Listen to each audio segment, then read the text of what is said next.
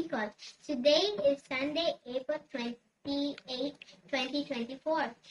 And I am Miel Aberca, your weather reporter from SSES News. I am here live at Legazpi Weather Station. Let's check what the weather is like today. In the next 24 hours, we will expect a very humid and warm weather, characterized by high temperature of about 33 degrees Celsius.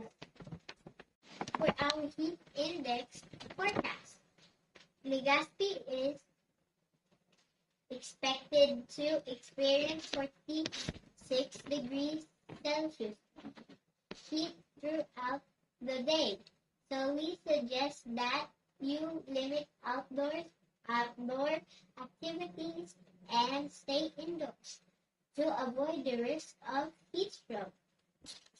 For our 2-day weather forecast, April 29 and 30, we will expect still high temperature about 33 degrees Celsius with isolated rain showers. The sun rose at 5:30 in the morning and will set at 5:46 in the afternoon. Again, this is Miel reminding everyone to stay safe and hydrated.